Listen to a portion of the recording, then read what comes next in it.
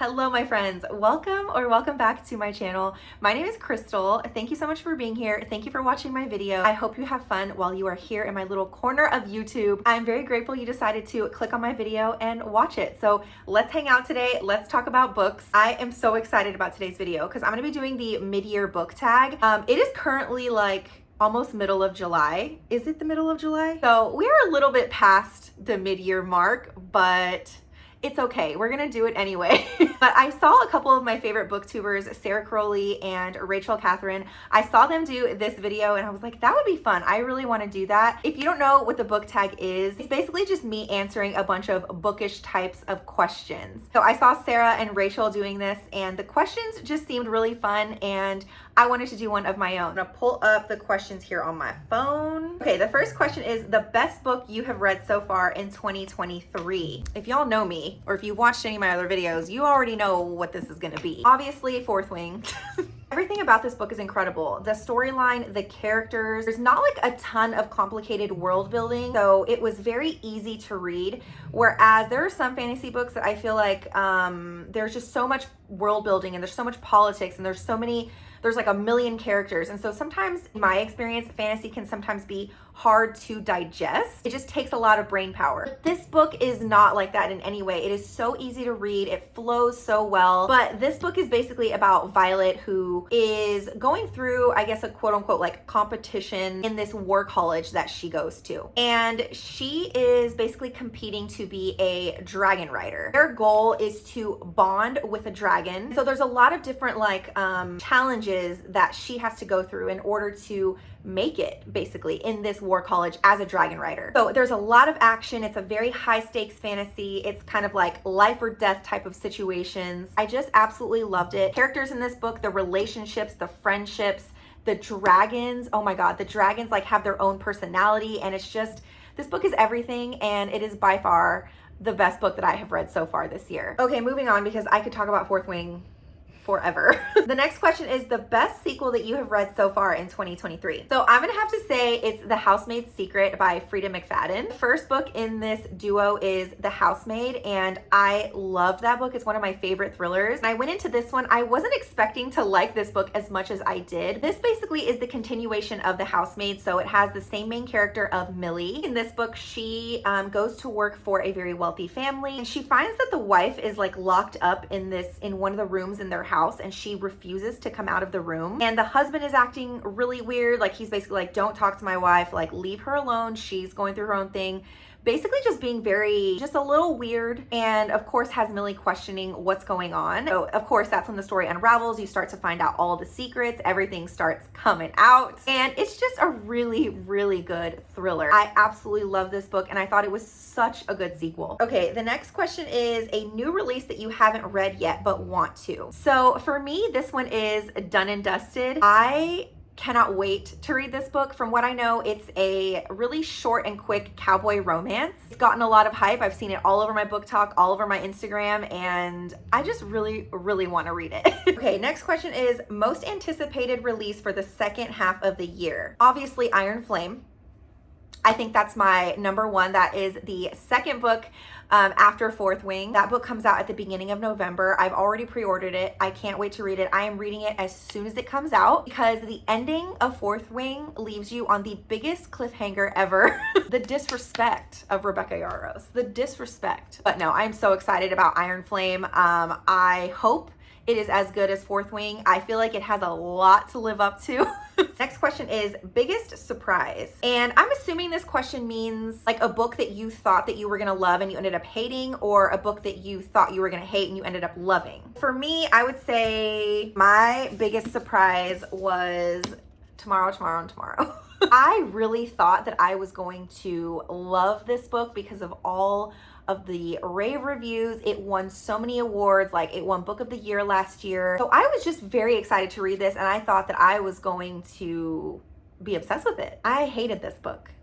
I did not like this, not at all. Nope. So we read this in my book club a few months ago and if it wasn't for us reading this in my book club, I would have DNF'd this like very quickly. I knew really early on that I wasn't feeling it, but I was like, you know what, just keep going, like just give it a chance.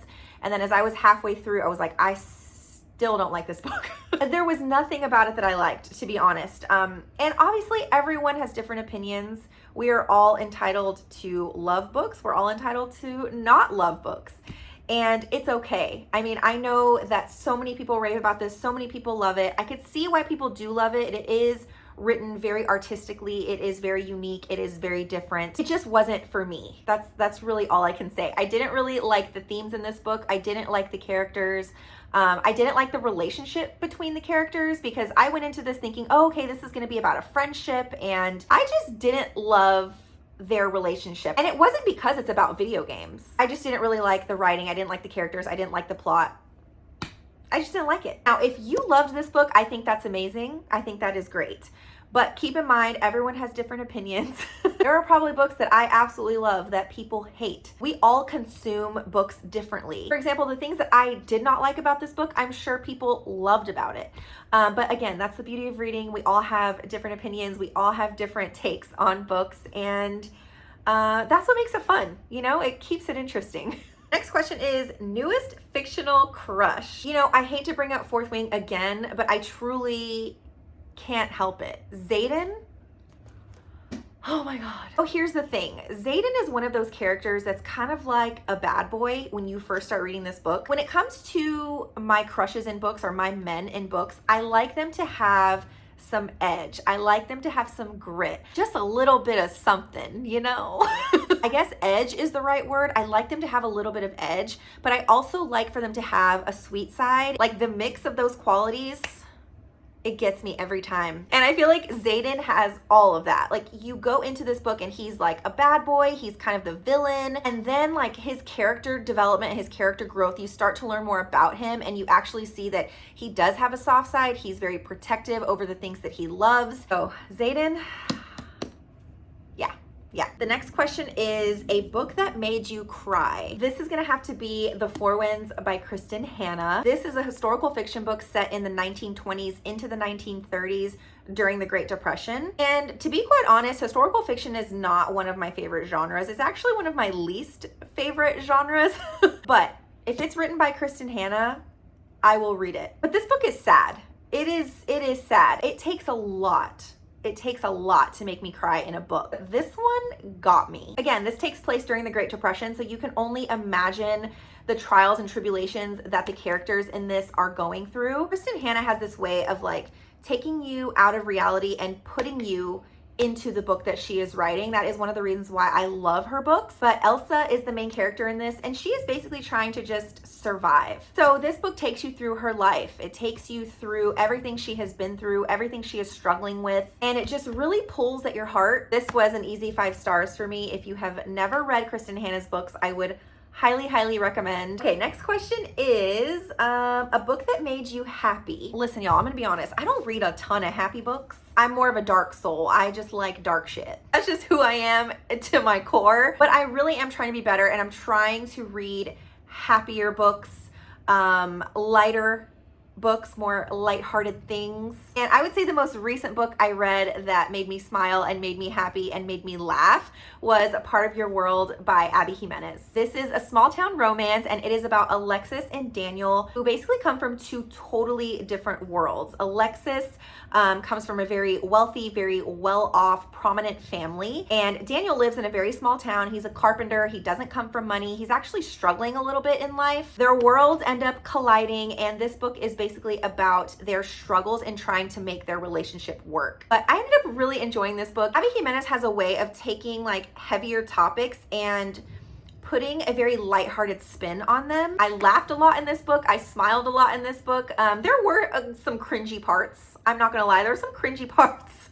But it's a rom-com that is just kind of to be expected. And right now I'm actually reading Yours Truly, which is the companion novel to this book. And so far I'm really enjoying it. I'm doing a reading vlog on that, so that will probably be my next video. But if you have not read this book and you're looking for a more lighthearted, happy, fun rom-com, but also a rom-com that has some depth in it, then I think that you would really enjoy this one. Next question is the most beautiful book that you have bought so far this year or received. So my husband just recently bought me this fantasy series, and I think the covers of these books are absolutely beautiful, but it is this series right here, The Crowns of Nyaxia. I just think the covers are so pretty, but you take off the little jacket that's on it. Look how beautiful this book is. I just think they're so pretty. I actually might keep the dust covers off of these because these covers are just stunning to me. Okay, and the last question of this tag is, what books do you need to read by the end of the year? I think this is my favorite question because obviously there are so many books I want to read by the end of the year,